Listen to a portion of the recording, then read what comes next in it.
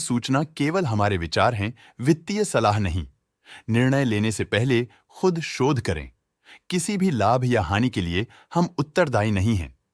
आज हम देख रहे हैं network 18 media and investments limited के 2025-26 Q1 की standalone financial performance. Starting with the sales, पिछले क्वार्टर से सेल्स में -17.5% का डिक्रीज हुआ है। सेल्स ने उम्मीद से कहीं ज्यादा परफॉर्म किया है, जो पिछले साल के मुकाबले 5 गुना से ज्यादा बढ़ी है। Expenses -16% quarter on quarter decrease हो गए हैं, जो साल भर के लगभग 4 गुना की राइज के साथ अलाइन करता है। एक्सपेंसेस में डिक्रीज अच्छा है, लेकिन सेल्स में डिक्रीज निराशा की बात है। ऑपरेटिंग प्रॉफिट, जो पिछले साल के कंपैरिजन में 116% अप हुआ है, quarter on quarter around -69% decrease हुआ है। Operating profit margin OPM annual basis पे 48% से इंक्रीज हुआ है और पिछले क्वार्टर के कंपैरिजन में -1.5% से डिक्रीज हुआ है। एक्सेप्शनल आइटम्स को ऐड करके अदर इनकम पिछले क्वार्टर के कंपैरिजन में लगभग 297 गुना बढ़ गई, बावजूद इसकी ईयरली ग्रोथ लगभग 601 गुना हुई है। इंटरेस्ट एक्सपेंसेस पिछले क्वार्टर से -4.5% डाउन हुआ, लेकिन ईयर ओवर ईयर इंक्रीज 6.5% हुआ है।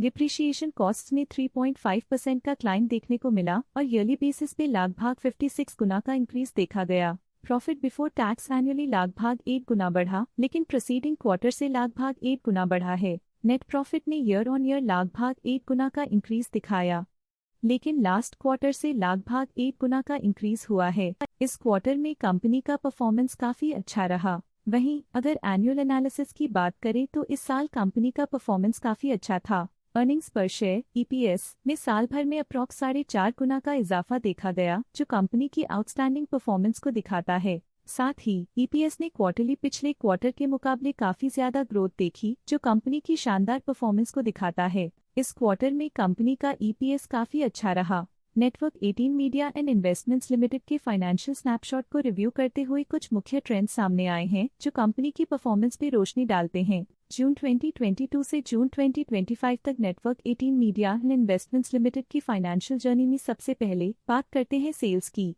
इस साल सेल्स में लगभग 7 गुना की वृद्धि हुई है और पिछले 4 सालों में लगभग 9 गुना की वृद्धि हुई है, जो एक निरंतर अपवर्ड ट्रेंड को दर्शाता है। पिछले 3 साल से सेल्स लगातार बढ़ती जा रही है, जो मार्केट एक्सपेंशन और कंज्यूमर डिमांड में वृद्धि को दर्शाता है। अब बात करते हैं एक्सपेंसेस की। इस साल एक्सपेंसेस लगभग 5 गुना बढ़े हैं और 4 सालों में लगभग 10 गुना का इजाफा हुआ है। इस साल सेल्स में एक्सपेंसेस के मुकाबले ज्यादा वृद्धि हुई है, जो अच्छी प्रॉफिटेबिलिटी को दर्शाता है। इस साल ऑपरेटिंग प्रॉफिट में 20% की बढ़ोतरी हुई और पिछले 4 सालों में -2258% की गिरावट हुई है। लगातार 2 साल की गिरावट के बाद इस साल ऑपरेटिंग प्रॉफिट बढ़ा है, जो ऑपरेशनल रणनीतियों में सुधार को दर्शाता है। नेट प्रॉफिट का सफर ऊपर की ओर चल पड़ा है। इस साल लगभग 15 गुना की चढ़ाई के साथ पिछले 4 सालों में लगभग 40 गुना की शानदार वृद्धि हुई है। लगातार 2 सालों तक प्रॉफिट में कमी के बाद इस साल नेट प्रॉफिट में हुए इजाफ ने एक टर्नअराउंड का संकेत दिया है, जो स्ट्रेटेजिक रीअलाइनमेंट्स का असर हो सकता है।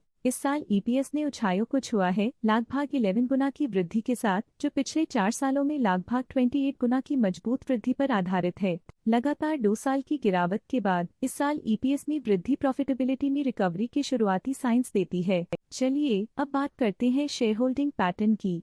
शेयर होल्डिंग रिपोर्ट्स कुछ इस प्रकार की हैं, जो के तक चलता है। ये रिपोर्ट कंपनी के शेयर्स की डिटेल्ड जानकारी देता है, जिसमें promoters, promoter groups, foreign investors, public investors और सरकारी एंटिटीज शामिल हैं। जब कंपनी के शेयर्स का अधिकतम हिस्सा प्रमोटर्स, FII, DII या गवर्नमेंट के पास होता है, तब ये माना जाता है कि कंपनी मजबूत हाथों में है, जो स्थिरता और मजबूत समर्थन को दर्शाता है और इस मार्केट की स्थिरता बनी रहती है।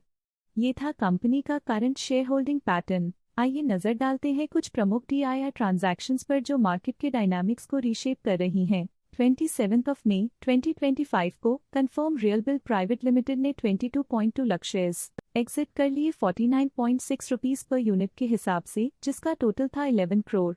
27 मई 2025 को परमेश फिनलीज लिमिटेड ने 22.2 लाख शेयर्स अपने पोर्टफोलियो में शामिल किए 49.6 रुपीज पर यूनिट के हिसाब से, जिसका टोटल था 11 करोड़। आशा है कि ये DII डील्स के इनसाइट्स आपको स्टॉक मार्केट समझने में मदद करेंगी। आज के लिए फाइनेंशियल सेक्टर में इतना ही। देखने के लिए धन्यवाद। स्टॉक लेटेस्ट न्यूज अपडेट के लिए चैनल को सब्सक्राइब करें और वीडियो को लाइक एंड शेयर करें।